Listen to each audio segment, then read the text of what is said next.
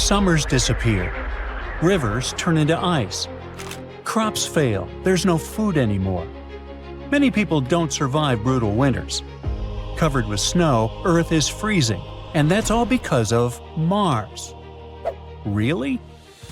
Our neighbor may play a larger role in Earth's climate than we thought before. Mars is much smaller than Earth, about half its size, and has only 1/10 of Earth's mass. Because of that, scientists used to think Mars didn't really affect Earth in any serious way. But new research shows that Mars influences how Earth moves in space and can even impact long-term climate changes on our planet, like ice ages. A scientist named Stephen Kane wanted to test this idea. Earlier studies suggested that Mars might affect Earth's climate through gravity, even from far away. Kane wasn't convinced at first. He thought Mars was too small and too distant for that. So he decided to check it himself. To do that, he ran computer simulations of the solar system. They tracked how Earth's orbit and tilt change over long periods of time. We're talking about thousands to millions of years. These slow changes control how sunlight hits Earth, which directly affects the planet's climate. They play a key role in starting and ending ice ages, long periods of time when huge ice sheets cover parts of Earth. Our planet has gone through at least 5 big ice ages. And the current one, yes, we are living in an ice age, began about 2.6 million years ago. The first ice age started about 2 billion years ago and lasted for hundreds of millions of years. The most recent ice age is still here. Why isn't the planet frozen right now, you might ask? Because ice ages are not one long freeze, they come in waves. The cold periods are called glacials. That's when ice spreads and covers large areas. The warmer breaks in between are called interglacials. That's when some of the ice melts. Right now, Earth is in one of those warmer breaks. It started about 11,000 years ago, which is why we don't see huge ice sheets covering the planet. But let's get back to those changes that affect the planet's climate. One of such cycles lasts about 430,000 years. During this time, Earth's orbit shifts from more circular to more stretched out, and then back again. This reshapes how much energy Earth gets from the Sun. Some places get more sunlight, others get less, and this affects how ice grows or melts. Over a very long time, it changes Earth's climate. So, Kane ran simulations to see how exactly Earth's orbit changes over millions of years and found out that some of those natural cycles completely disappeared when he removed Mars. Then, Kane made Mars heavier in his simulations, and the cycle sped up because the gravity of the red planet started to pull more strongly on Earth. Apparently, even though Mars is smaller and lighter than Earth or Jupiter, its position in the solar system gives it extra influence. So, how exactly does it happen?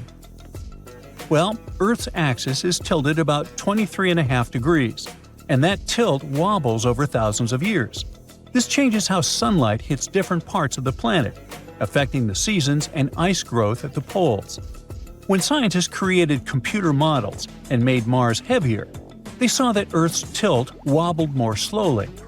This slower wobble kept seasons steadier over long periods, which makes the climate way less extreme. This idea isn't just for Earth.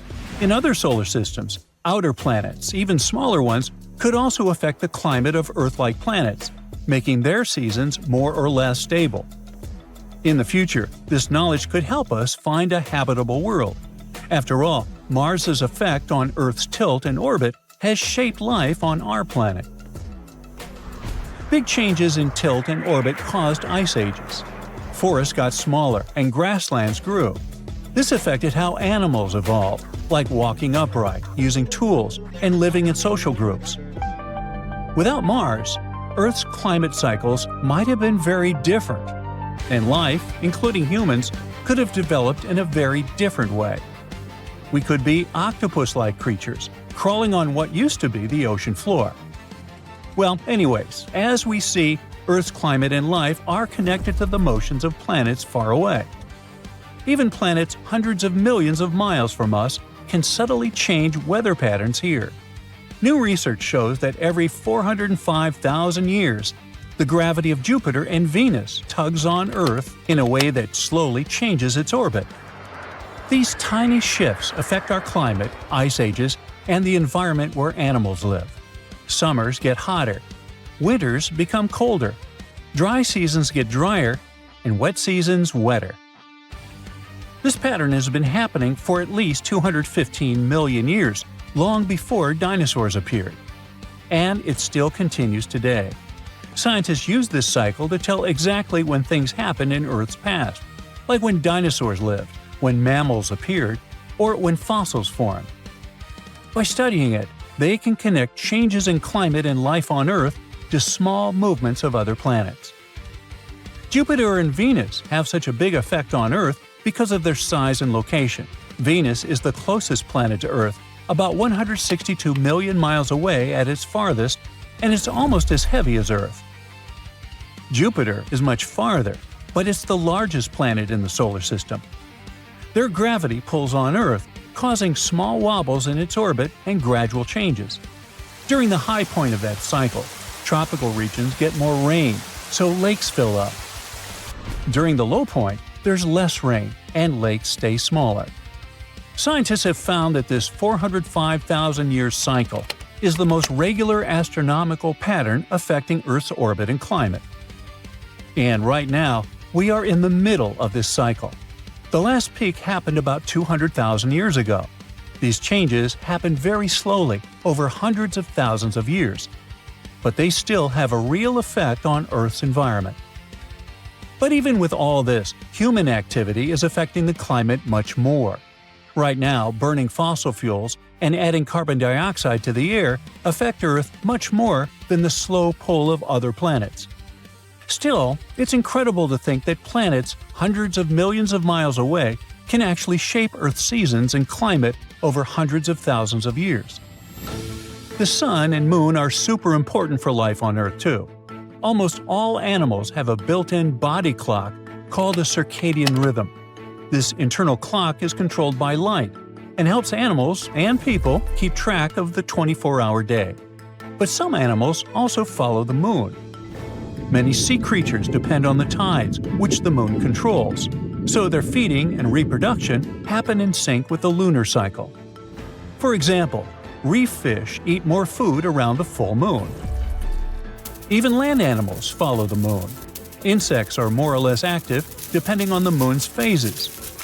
Some plants, like the Ephedra feminea, also take advantage of this.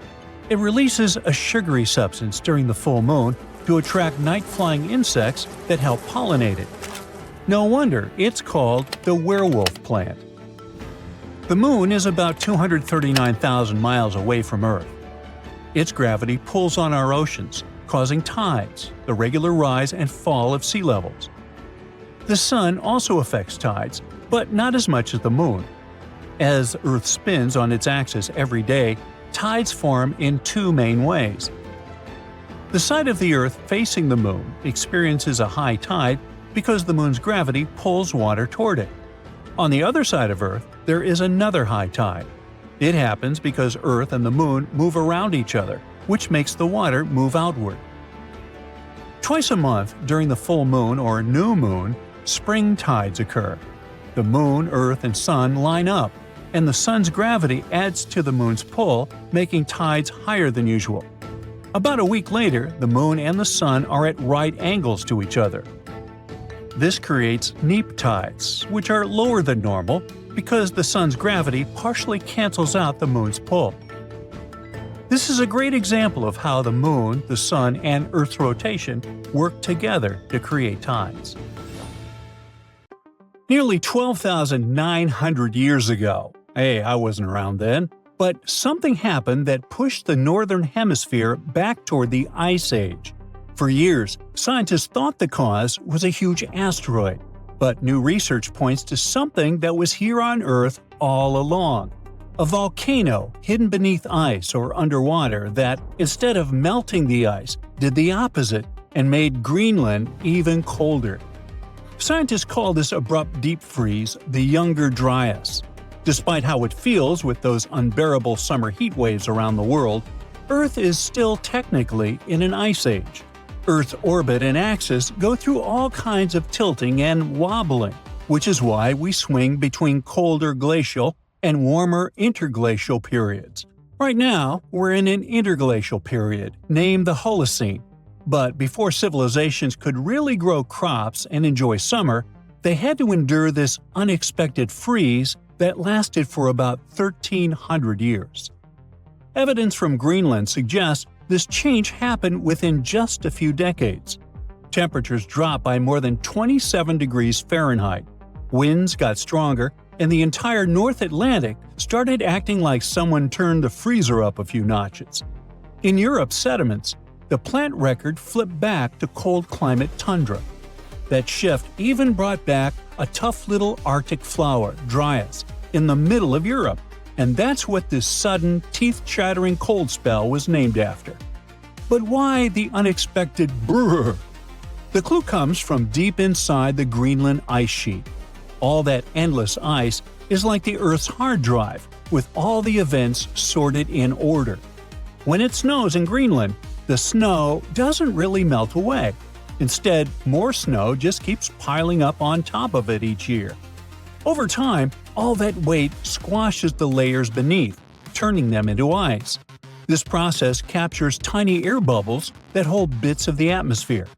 Basically, the frost keeps a snapshot of whatever was happening in the sky at that time. For example, if there was a big forest fire in Canada 5,000 years ago, the smoke and soot would drift over to Greenland and settle on the snow.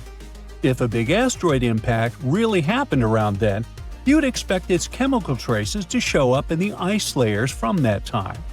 Now, to access this data, scientists use massive hollow drills.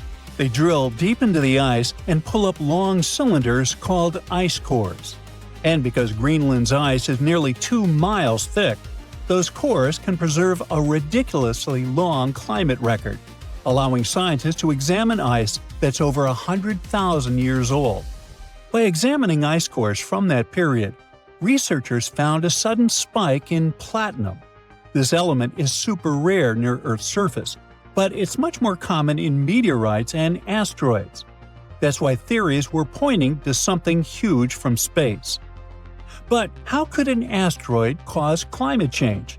Well, basically, it works like this. Let's say a giant rock slams into an ice sheet. The impact blasts dust, ash, and all kinds of particles high into the sky, way above the clouds. Big booms can cause massive fires, adding even more smoke. Now the planet is wrapped in a dusty, smoky layer that blocks part of the sun's energy. The thing with ice is, when it doesn't melt, it spreads and reflects sunlight back into space, which makes things colder again. That loop is called the ice albedo feedback. Sounds like a cool theory for the Younger Dryas.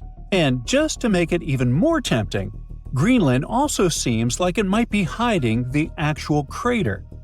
Radar surveys beneath the Hiawatha Glacier revealed a round structure about 19 miles wide.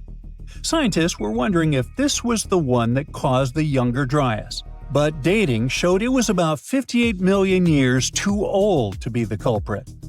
Also, a platinum spike doesn't automatically mean a meteor. Platinum from space usually comes with a supporting buddy metal called iridium. If you find one, you should find the other.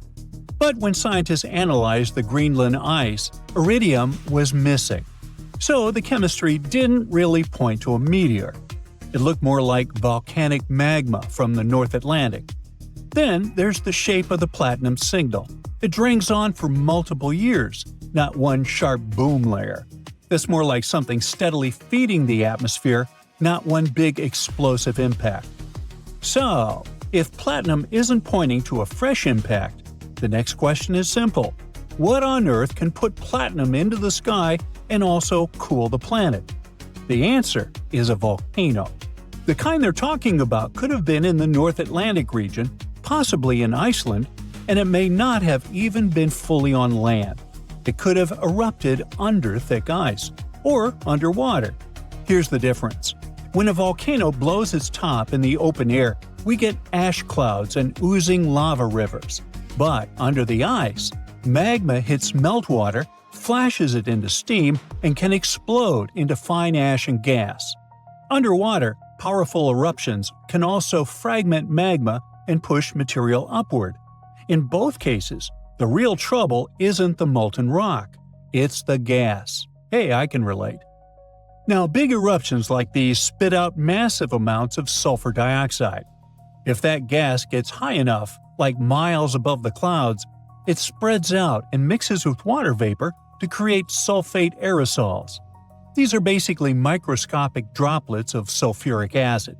Individually, they're invisible, but get billions of them floating together and they act like a planetary shade. From space, Earth actually looks shinier because those droplets are reflecting sunlight. But down here on the ground, it's like looking at the sun through a thin, silvery veil. You don't need total darkness to freeze the world, you just need to dim the sun a little. Summers stop being truly warm, and snow survives into July. That leftover snow compacts into ice, which reflects even more sunlight. It's the same kind of feedback loop as the one triggered by an asteroid, except in that case, the sun is blocked by dust, while here, it's reflected back into space. Something similar happened quite recently. In 1991, Mount Pinatubo in the Philippines unloaded about 20 million tons of sulfur dioxide into the stratosphere. It wrapped Earth in a thin veil, and global temperatures dipped by about 1 degree Fahrenheit for about 2 years. Just imagine the scale of the eruption if Greenland's temperatures had dropped by more than 27 degrees Fahrenheit and stayed that cold for 1,200 years. But here's an interesting question. Could it be neither? Not a climate-changing asteroid, nor a hidden volcano. There's a third suspect that's much quieter but just as dangerous: fresh water. One leading theory is that the world warmed up and a massive glacial lake in North America, often linked to Lake Agassiz, suddenly drained or rerouted, dumping an absurd amount, like quadrillions of gallons, of fresh water into the North Atlantic system. That fresh water diluted the surface ocean in regions where dense, salty water normally sinks and helps drive large-scale Atlantic circulation.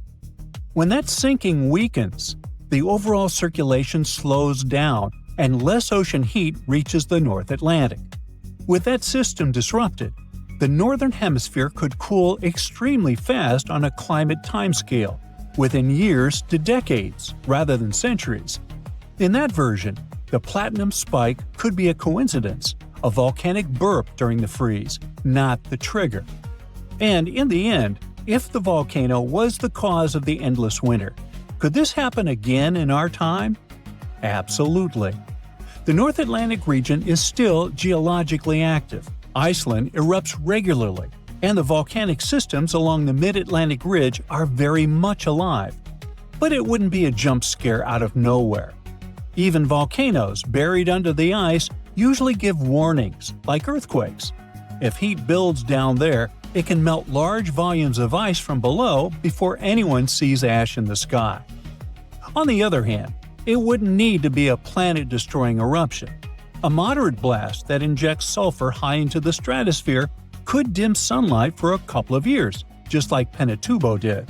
That does not mean a new ice age will start the day after. Today's climate background is very different from 12,800 years ago. But the mechanism is real. The atmosphere can still be nudged, and sometimes all it takes is a hidden eruption. Put on your woolen hats, find the warmest mittens, and go buy the thickest blankets. The next ice age might be just around the corner. And the trigger is much more shocking than anyone might have expected. What's even worse? We have no control over our bitterly cold future. Earth's climate has been on a wild ride for millions of years. It's been warming up, freezing over into ice ages, then heating up again to the more normal temperatures we know today. These cycles, called quaternary ice ages, are part of a much longer pattern of global freezing and thawing. For a long time, scientists thought Earth's orbit around the Sun had something to do with triggering ice ages, but figuring out exactly how was tricky. Well, new research has finally connected the dots. It shows how tiny changes in Earth's tilt, wobble, and orbit mess with the growth and melting of huge ice sheets. This is a pretty big deal because it helps scientists understand not just what happened in the past, but also what might happen to our climate in the future. Even small shifts in how Earth moves through space can have huge effects over thousands of years. These changes control how much sunlight different parts of the planet get, which affects how ice sheets grow and shrink. Earth doesn't orbit the Sun in a perfect circle. It actually follows a slightly oval-shaped path. This phenomenon is called orbital eccentricity. Since the Sun isn't sitting right in the center of this oval, Earth's distance from it changes throughout the year. Plus, the oval itself slowly shifts position in space over time, which is called orbital precession. On top of that, Earth's tilt, aka obliquity, also changes slightly as our planet moves around the Sun. Scientists have known for a while that these orbital quirks impact our planet's climate, causing cycles of warming and cooling. As different parts of Earth's orbit shift, they change how sunlight is distributed across the planet, influencing seasons and ice ages. These Milankovitch cycles happen roughly every 20,000, 40,000, 100,000, and even 400,000 years. The difficult part is to figure out how each of these orbital changes affects climate shifts. Earth's climate is a complicated system, with tons of factors influencing it at the same time. Modeling all these processes is no easy task. It needs huge computing power and a deep understanding of each factor's role in shaping our planet's past and future climate. There are two cycles that are super close to each other in timing. Precession, which happens every 21,000 years, and the second harmonic of obliquity that happens at 20,500 years. But even though they're so close, no one has been able to directly connect either of these cycles to the end of an ice age. On top of that, for the past 800,000 years, ice ages have ended every 100,000 years, and scientists still haven't figured out what causes this pattern. To get to the bottom of it, researchers turned to the deep sea. They studied changes in oxygen isotope ratios found in the tiny, fossilized shells of marine creatures. These tiny creatures live in the ocean, and their exoskeletons preserve clues about past climate, specifically changes in ice sheets. This allowed the researchers to track the beginning and end of ice ages over the past 800,000 years. By comparing the changes in the ice sheets with Earth's orbital changes, they found an incredible pattern.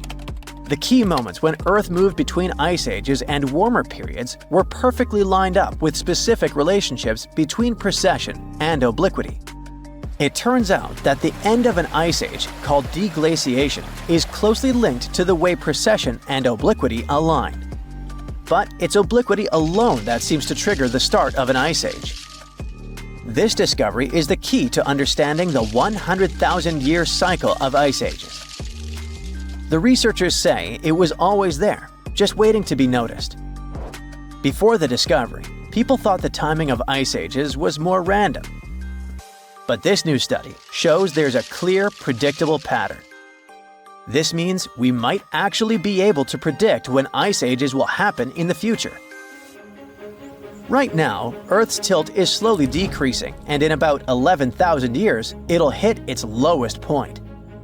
Based on the team's calculation, the next ice age is expected to begin before then. At the same time, according to the latest reports, humans have already started pushing Earth's climate off its natural path by releasing greenhouse gases. Another thing scientists are warning about is a massive shift that's happening in the Atlantic Ocean, and it could drastically change the world's climate. The Atlantic Meridional Overturning Circulation is a system of ocean currents that moves warm and cold water around the planet.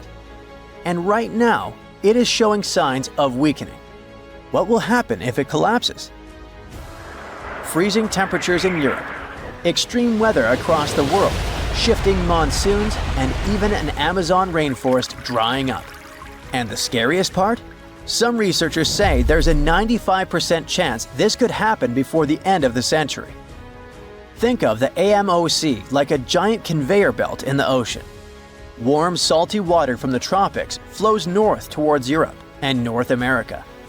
When it reaches colder areas, it cools down, becomes heavier, and sinks to the bottom of the ocean.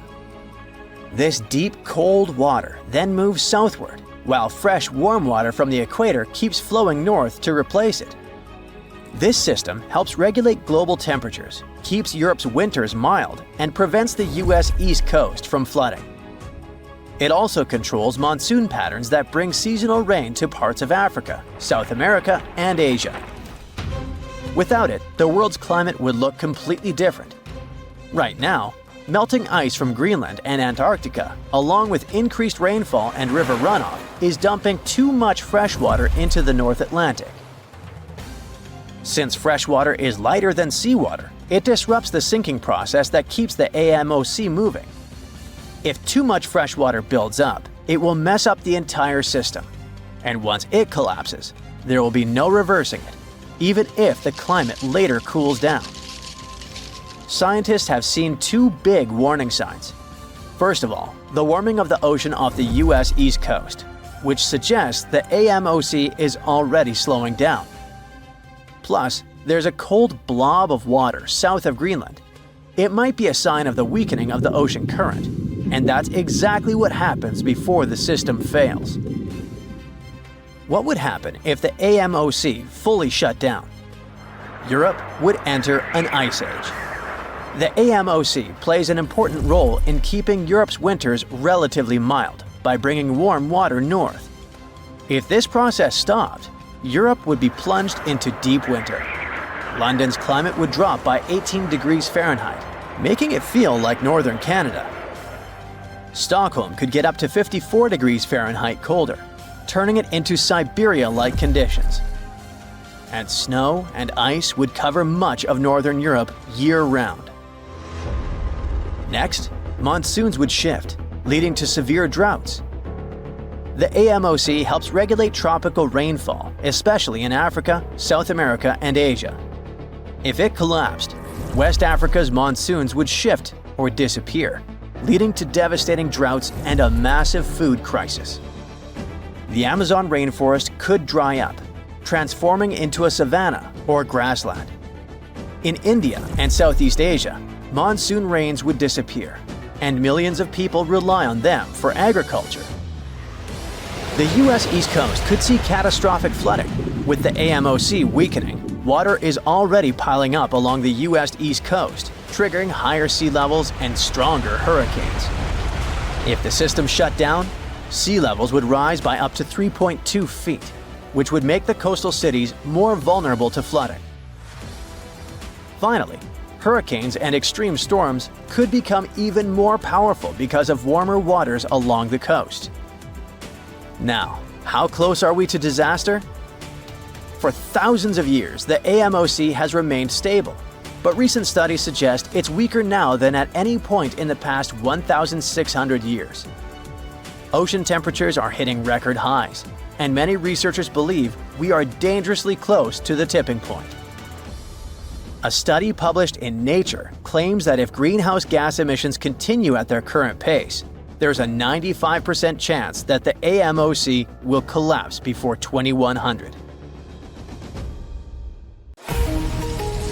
The Amazon rainforest is shifting into a climate that Earth hasn't seen in millions of years. Scientists looked at decades of real data and had to invent a new word for it: hypertropical. In normal human language, it means hotter droughts that last longer, hit more often, and push the rainforest past its limits. So yes, hypertropical is not a lush jungle, but extra, as you might think. It's more like a tropical forest, but stressed out, overheated, and drying out like a sponge left on a radiator. The researchers behind this say these conditions have no current analog.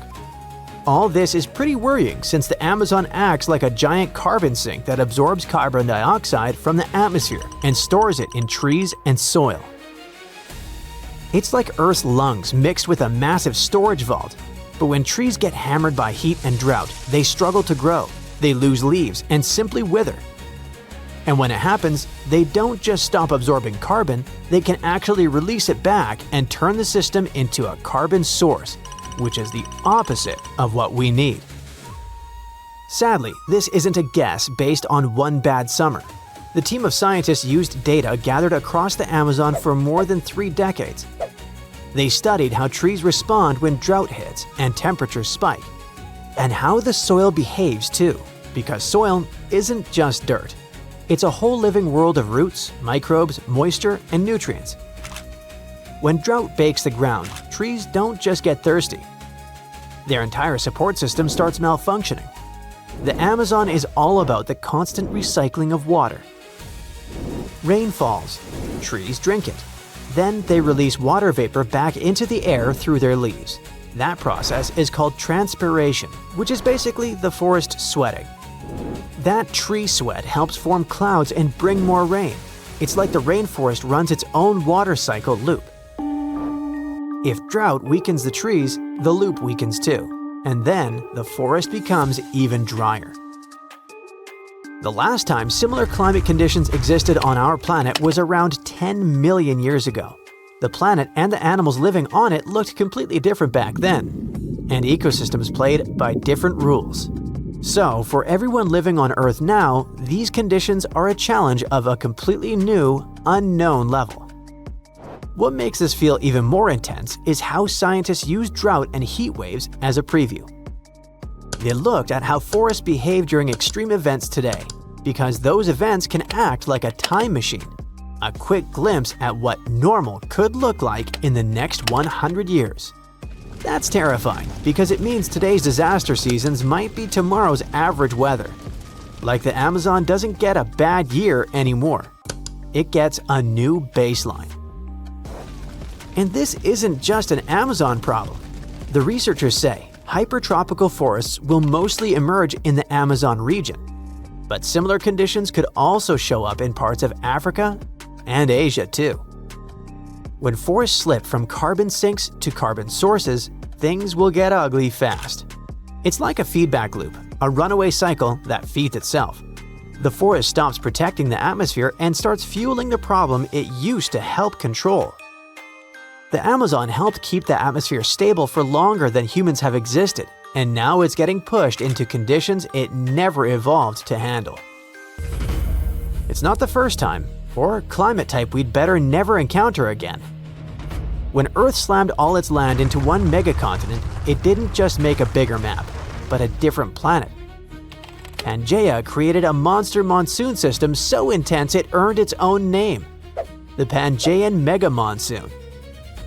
It was like a normal monsoon blown out of proportion, feeding insane wet seasons in some regions and brutal dryness in others. It happened because one giant continent messed with winds and ocean moisture, like a giant wall in the atmosphere. This climate didn't spread rain evenly, it concentrated it. It created extreme swings, wet months that dump water like a broken fire hydrant, and dry seasons that feel like the planet forgot how to rain at all. The interior regions likely turned harsh and difficult, and coastal zones got slammed with seasonal extremes. Luckily, this climate won't come back the same way because it requires a supercontinent again. But the idea matters because it shows that Earth's climate doesn't just change from temperature, but also from layout. Rearrange continents and the whole sky starts behaving differently. During the snowball Earth period, the entire planet looked like Antarctica. Ice was stretching almost everywhere, possibly all the way to the equator. Ancient glacial deposits scientists found in places that used to sit near the tropics prove it was real. Here's the terrifying part. Once ice spreads far enough, it starts cheating. Ice reflects sunlight like a giant mirror, so Earth absorbs less heat, cools even more, forms even more ice, and the freeze feeds itself. And when all that ice melted under volcanoes released enough carbon dioxide, it likely did it violently, with extreme weather and huge chemical shifts in the oceans. Then there was the hothouse Earth that felt like the thermostat stuck on broil. There were long periods when global temperatures stayed way warmer than today. Sea levels rose and the planet's climate system behaved like it had too much momentum to slow down. In a hothouse world, the ocean expanded as it warmed, as warm water takes up more space. Ice sheets shrank, and without its natural light mirror, Earth absorbed more heat and dug itself deeper into the hot zone. Warm conditions messed with rainfall patterns and turned some regions into non-stop flood zones, while others dried into permanent drought. We should all be happy the next horrible climate scenario, anoxic events, have not happened for millions of years. But they did happen many times in the past, and may have contributed to mass extinctions. The ocean looked normal from above, but underneath, huge regions turned into low oxygen zones. Part of the ocean became stratified, meaning the layers stopped mixing properly. Warm surface water stayed on top, deeper water got cut off, and oxygen stopped refreshing the depths. Then bacteria took over, breaking down organic matter in ways that created nasty chemical conditions. Whole ecosystems collapsed, and it didn't take a meteor to trigger it. Just the wrong combo of warming, nutrient overload, and messed up ocean circulation. These events also left behind black, organic-rich sediments, like the ocean wrote down the disaster in dark ink. And the creepiest part is that the ocean anoxic events didn't feel like a dramatic explosion. They felt like a slow suffocation of the sea. After you learn about all these, some climate models from the past don't sound that scary after all. The Carboniferous Earth looked like it got trapped in wet mode.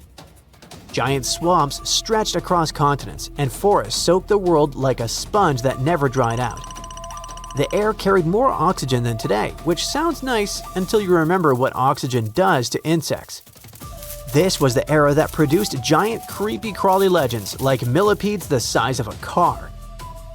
This climate also allowed to building huge coal deposits because withered plants piled up faster than nature could break them down.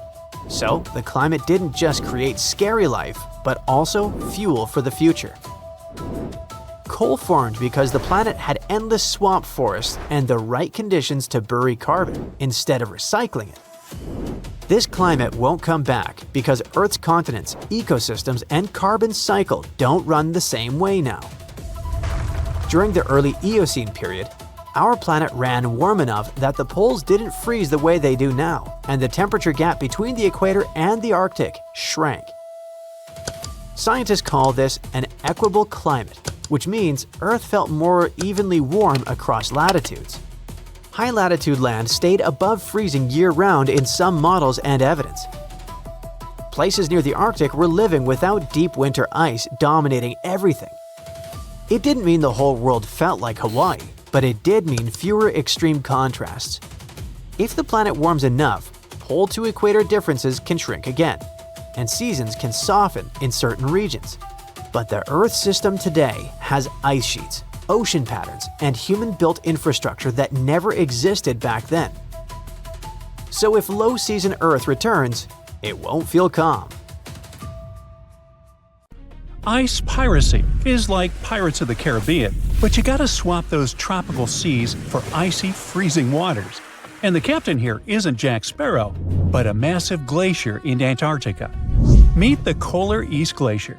Its calm, sparkling surface might look innocent, but don't be mistaken, it is a pirate, and a pretty skilled one too. Instead of gold, it's been stealing ice from its neighbors at record speed, and scientists can't believe what they're seeing.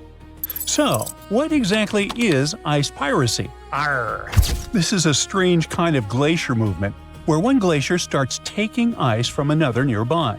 Instead of minding its own business and slowly sliding toward the sea, it suddenly changes course and begins pulling ice that used to belong to its neighbor. The pirate glacier speeds up, the victim slows down. The problem is that the balance of ice in the region might get completely thrown off.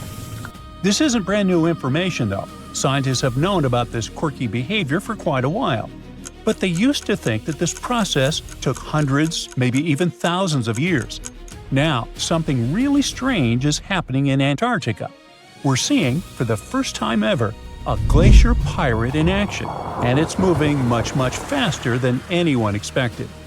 It all started when researchers from the University of Leeds began looking at satellite images taken between 2005 and 2022.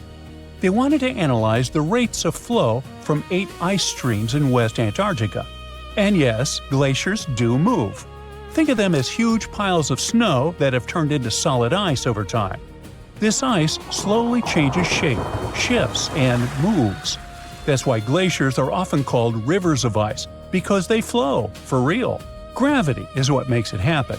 The ice slowly slides and deforms under its own weight, thanks to the pull of gravity. And when it comes to glacial movements, they can either advance or retreat. If more snow and ice build up and melt away, break off, or evaporate, a glacier will advance.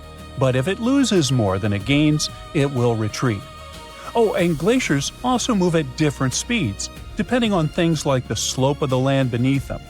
But if that flow starts speeding up, well, that's bad news for coastal communities all over the world, because that means more ice is moving from land into the ocean, which contributes to Antarctic ice loss and, eventually, sea level rise. Now, back to the recent ice research in Antarctica. The team calculated ice velocity using a tracking technique that measures how visible features like cracks or rifts on the ice surface shift over time. And they found that 7 of those 8 Antarctic glaciers had sped up. On average, they've doubled their speed since 2005. Given the impacts of how Antarctica's climate is changing, warming up more and more each year, this doesn't really come as a surprise. But here's something strange. One glacier, just one, slowed down. We're talking about the Kolar West Glacier. It slowed by about 10% over the study period. But how can a massive chunk of ice just hit the brakes, so to speak? To figure that out, researchers looked at its surroundings, and there it was, the culprit, the Kolar East Glacier. Experts think Kolar West slowed down because it's flowing toward its pirate neighbor, Captain Kolar East. That one's moving much faster. In fact, it's one of the fastest glaciers in the area. Its speed has been increasing by about 105 feet every year over the study period. Okay, that might sound slow, even for a tortoise. But for a glacier, that's disturbingly fast. Kolar East is the Usain Bolt of ice chunks, and that's not even the most impressive part. The strange thing is that it changed its flow direction. Instead of moving straight ahead like it used to, it's now turning towards its neighbor, Kolar West, and pulling ice from it. Scientists think this is happening because the ice at the point where the glacier meets the ocean is melting faster than before. That glacier melting makes the ice thinner, and as it thins, it changes the way the ice upstream flows. So now, instead of feeding both glaciers evenly, more of that ice is being funneled onto Kolar East. In short, Kolar East is speeding up and changing its course. So now it's pulling or stealing ice from its slower neighbor. And just like that, this mysterious glacier in Antarctica became a real ice pirate. Okay, this whole ice piracy thing isn't that weird. I mean, it's part of how glaciers normally behave. Slow, dramatic, and occasionally a little mischievous. What really blows scientists' minds is how fast it's happening. They used to think this was a super slow process, something that would take hundreds or even thousands of years. But this one is taking place in just 18 years. And this is a huge satellite discovery in Antarctica. I mean, scientists were only able to spot it thanks to the Copernicus Sentinel-1 mission, a pair of European satellites that use radar to keep an eye on Earth's surface. They can track changes in ice, land, and ocean with incredible precision and coverage, making them perfect for studying how the polar regions are changing. Because here's the thing, keeping an eye on the coldest parts of our planet is becoming essential for our future. And this particular part of Antarctica, where both the Kolar West and East glaciers are located, is thinning faster than anywhere else. Its glaciers are retreating at record speed. The grounding line, the point where the glacier stops resting on land and starts floating on the sea, is moving backward, When that happens, the ice sheet slides into the ocean even faster. But scientists say glaciers aren't just melting, they're reshaping themselves in completely new ways. And that's exactly what's happening with the Polar Ice Glacier. Seeing a pirate glacier in action firsthand has once again changed how scientists look at things. The new data on ice piracy shows something they've never seen before. Glaciers and floating ice shelves are interacting in new and surprising ways. So, more and more, experts need to rethink how these icy giants behave as the world warms up. And that's a big deal, because they play a significant role in how fast sea levels rise this century. In fact, Antarctica's glaciers are one of the biggest reasons our oceans are swelling. The continent is losing about 135 billion tons of ice every year. That's like dumping tens of billions of Olympic-sized pools of water into the ocean annually. If all of its ice melted, sea levels would rise by about 190 feet. That kind of rise would flood much of Florida and huge areas of the Netherlands and Bangladesh, for example. Many small island nations would completely vanish beneath the waves. Now, you might be asking yourself, what's hiding beneath all of Antarctica's ice? Well, it might look flat from above, but underneath that mile-thick layer of ice lies a whole landscape of steep mountains and deep valleys, crossed by winding rivers. Those hidden rivers could play a crucial role in how the ice sheet reacts to all this unusual warmth. Scientists now predict that as Antarctica's ice sheet keeps melting and thinning over the next few decades, those subglacial rivers will grow, overflow, and shift into new paths. This could make some of the biggest glaciers near the coast start to break apart faster, and that would make sea levels rise more quickly. So that's why understanding these changing dynamics and glacier movement, like our icy pirate, is so important. Every new discovery helps scientists figure out what's really driving Antarctica's glaciers and how they are responding to a warming world. The more we learn about these frozen giants, the better we can predict what might happen next and how changes down in Antarctica could ripple across the entire planet.